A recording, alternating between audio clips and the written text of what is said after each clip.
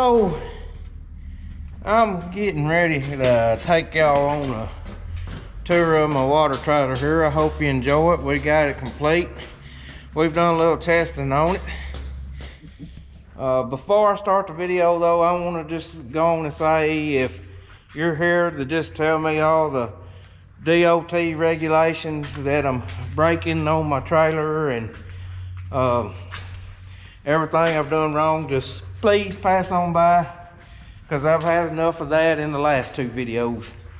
But hope y'all, some of y'all that want to watch the trailer and see how we got it set up, enjoy it. Thank you. Hello everybody, hope you're having a great day, and as always we appreciate you watching. Thought we would show the completed version of our water trailer, our sprayer trailer, nurse trailer, whatever you want to call it. We think we have it set up how we want it. As most all things go on this farm, it's a work in progress, but I thought I would show you what we've gotten done so far. Thing we'll start at is with the trailer. This is a 42-foot Great Dane trailer, and it's really longer than what I wanted, but the reason we went on and bought it was this right here has sliding tandem axles, and right now we've got them slid all the way forward. As you can tell, there's a big gap between the end of the trailer. Now I've already had somebody comment on that and tell us that's wrong for our trailer. Well, it may be, but we're going to pull it like that. One reason being, all the weight is up on the front of the trailer.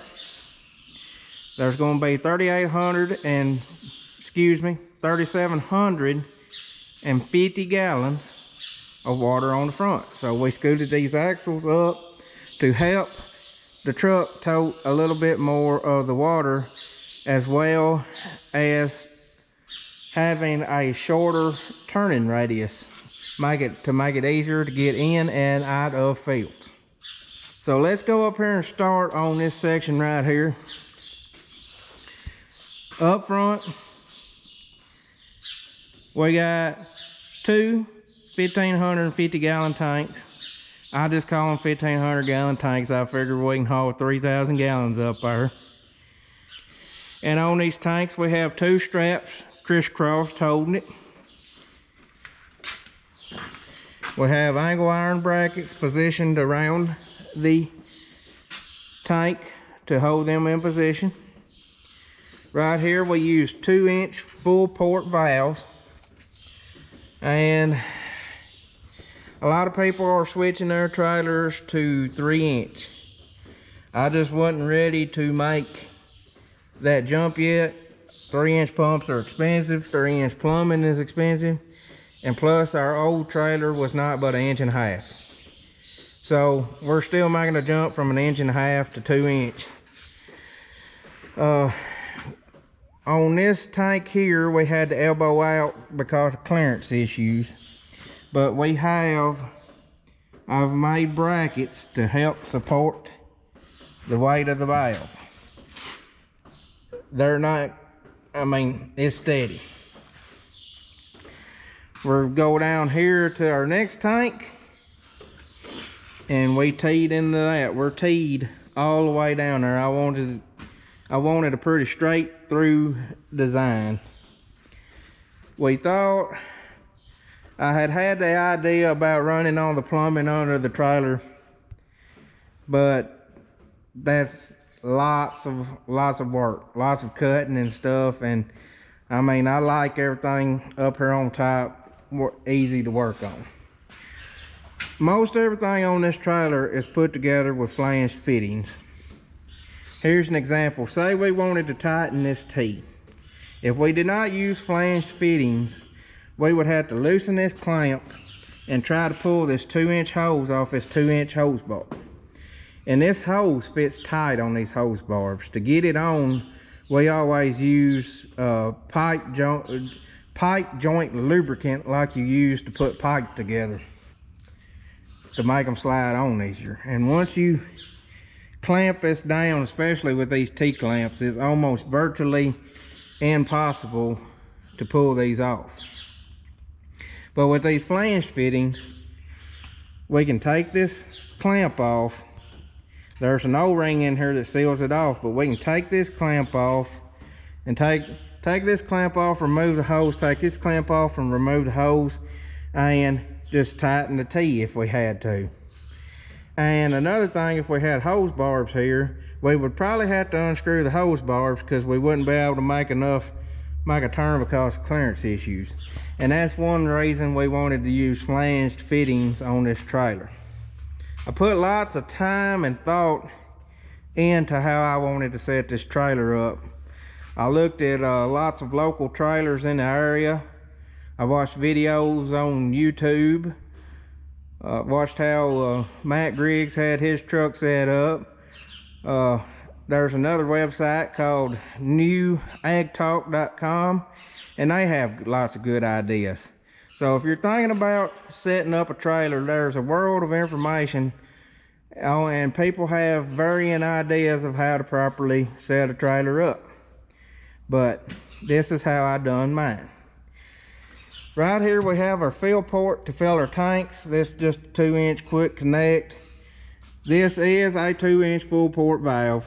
It's just a little different design, being it's a flanged valve compared to the old standard threaded valves that we have up there. But to fill our tanks, we hook our hose up, open this valve, and open the tank we want to fill, or we can fill all three at once. This valve here is for when we're filling the tanks to keep from pushing water down there and through our pump. When we get ready to suck out of our tanks, we just simply open this valve and open the tank we want to draw from, and it's like that. Alright, moving on down. We have a 2-inch John Blue pump powered by a Honda engine. This 2-inch John Blue pump has a wet seal in it. The seal is lubricated by a 50-50 water antifreeze mix. And this is so that if you run your pump dry, you don't eat your seal up. This is the first pump I've ever had like this. Don't know how it's gonna work, but I went on and spent the extra money and bought a name brand Honda and a name brand pump. We have been running just 2-inch Pacer pumps with a Briggs and Stratton engines, and I have had good luck out of them. A lot of people don't like Briggs engines, but we've had good luck, can't complain. We just want to do something a little different. We just came straight into the back of our pump again with the flanged fitting. Come out of the top, we had to elbow twice. I really didn't want to do a lot of elbowing because I forget how many percent they say you lose every time you do an elbow. But I just couldn't, there was no way I could get around it and get everything lined up like I wanted to. Here, this is the line to blow out our hose. We have a 2-inch hose reel down on that end with 35 foot of hose. So there's gonna be, especially fertilizer, there will be a lot of fertilizer left in that hose that we do not want to waste, and it'll make it hard to roll the hose back up. So that's the reason we plumbed this to blow the line out. I put a pressure regulator on it to control how much air. The truck can produce as much as 120 psi, and I didn't want to be blowing my plumbing apart. We may have to adjust on the amount of pressure we need to blow our line out, but for right now we're going to start with 40 psi. We got just a 1/4 turn valve to send air through the system. I'll send a little bit of air and y'all can probably hear it. Y'all hear it? This air line, we just kind of snuck it around on areas we wasn't gonna be walking on and went through the floor and picked the easiest route to the tank down below. Right here we have a 65-gallon mixing cone. And the mixing cone, you may say, well, that's on the pressure side. And that is because we are using an eductor. There's a lot of misconception about this stuff. If you put your cone on the suction side, you don't have to have that apparatus up underneath there. On the suction side, it is called an inductor. But on the pressure side, it's called an eductor. And it uses a venturi to push the chemical out instead of sucking it out. And I will explain that to you in a minute. I actually had some good friends recommend that to me. And the reason you may want to use this is you always have clean water. Before, when we wanted to wash our cone out and it was on the pump side, you always had to wait for the chemical to circulate through the system before you could start washing your mixing cone, because it was on the suction side and it was pushing it through the pump. But this way we always have clean water, because the chemicals is on the downhill side, and this is where we get our rinse water for our mixing cone. Right here we have a 2-inch flow mech meter to tell the amount of gallons we use. Disclaimer, they say it's not for ag chemicals, but I don't know if they meant just straight concentrated like Roundup or what. But you know, when it's coming through this meter, it's going to be diluted. So that's that. I've heard mixed results on flow meters. We've run this same brand for years on our old water trailer. It's an 1.5 inches on the old trailer versus this is a 2-inch. But I will say this, I have had excellent results using these flow meters over the years. It's a lot better than guessing at it. It's within 3%.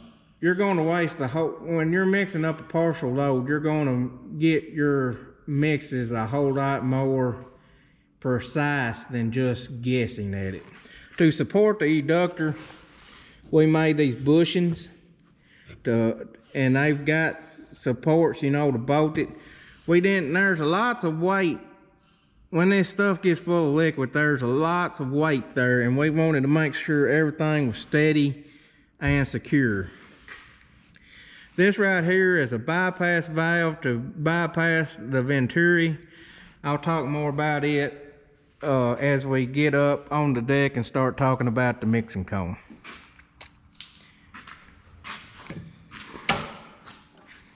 Right here we have a 2-inch hose reel. This is a super reel. I actually found this used. My cousin called me. They were swapping their water trailer from 3-inch to 2-inch, and they made me a deal on this. But to pull out your hose, this disconnects your drive. That is on the to-do list. We still have a couple of things that needs to be done, but you just hit that button right there and it sucks it in. But right now we have it to pull the hose out. We can just pull our hose out and go to the sprayer. That's a good way to bust a valve, Dylan. Just drop it. We have 35-foot hose on this hose reel. We may should have put more on it. I don't know, but that's where we started. 35 foot will get you a long ways across there. For reference, this shop is 48 foot wide. So from, I mean, 35 foot will get us all the way over to the wall of the shop. Everything, there's a reason I set everything up on the right hand side. In the past, I always tried to plumb my trailers on the left hand side. But with this bigger trailer, and even with our old trailer, a lot of times, especially on these little county roads, we just pull over to the side, turn our flashers on, and pull the hose. Or most time I'll back in the field entrance, they pull the truck in front of me, fill up, and then Robert's gone. And this way, we can be parked in the direction of the flow of traffic, pull over on the edge of these county roads, pull the hose across the ditch or whatever we needed to do, and work off the right hand side, and not have to worry about some idiot in the car running over us working off the left hand side. On this trailer, that's a lot of the reason on this trailer I went on and added these LED lights so people can see us better. But right here is, they have a manual handle to roll it in, and right now that's what we're doing.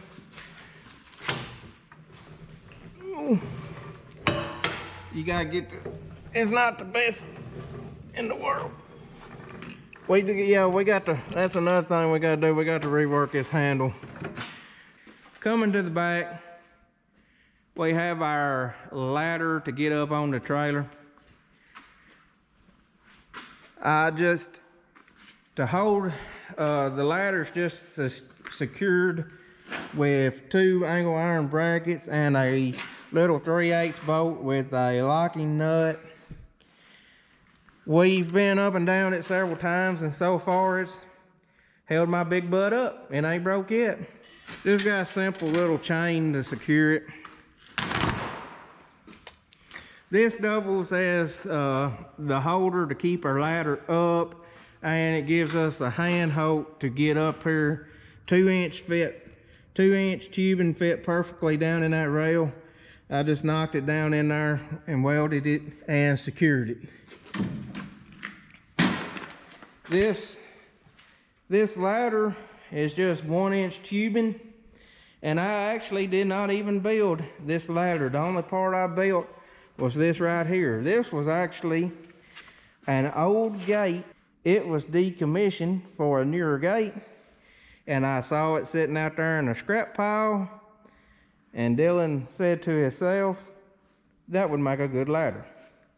The rungs are a little close, but I kind of like it because you don't have to take big giant steps to get up on top of the trailer. But to get up here, you can hold on to the hose reel, you can hold on to the tubing, just do what you need to do.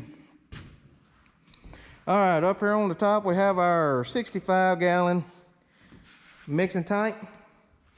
I'll get down here and talk some more about the eductor. I promised I would.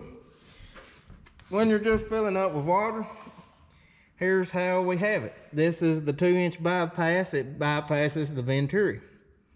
Sends water 2-inch full port all the way to the back of the trailer. When you get ready to suck your chemicals out, open this valve,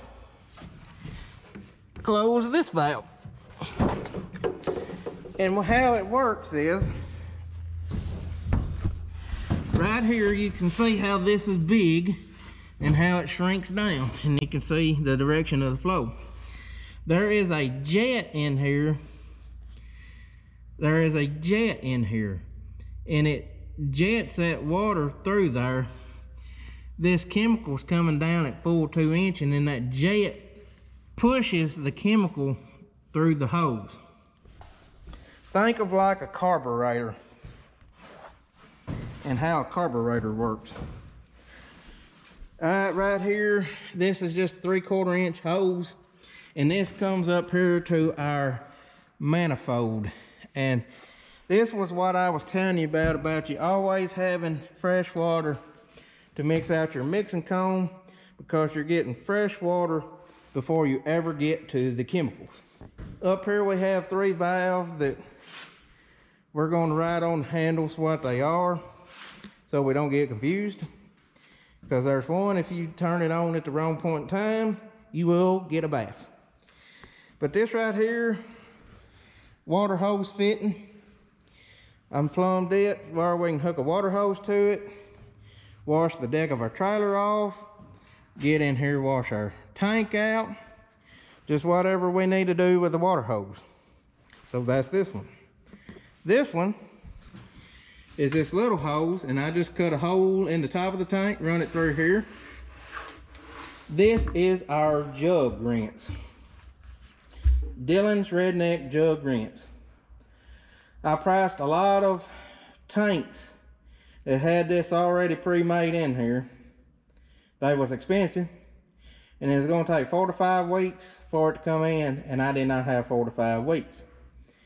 So Dylan went with his Redneck Engineering, just took a small piece of steel, bent it, cut a hole in it, and ran a, I believe that's a 3/8 hose bar up through there, 3/8 elbow 90-degree hose bar.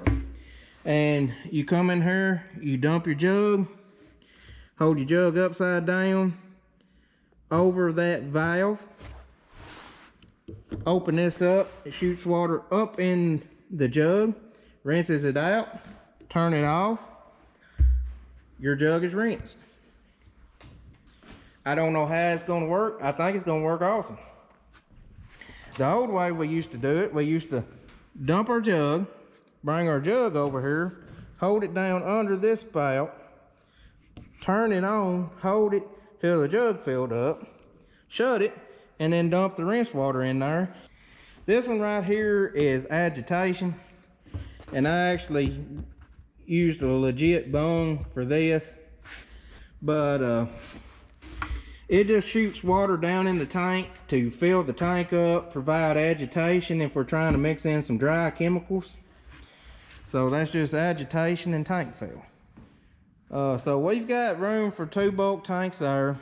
We got room for another bulk tank here. Got room for jugs here. What we're going to have to do at some point is devise a rail to keep stuff from sliding off. And we may make some kind of rack to hold jugs, or make some kind of rack that a pallet will fit in perfectly. I mean, this trailer's still in a work in progress. The more we use it, the more we'll learn about it. We try to put this mixing cone in a central location. Right here, you know, got plenty of holes to get to our mix cone. So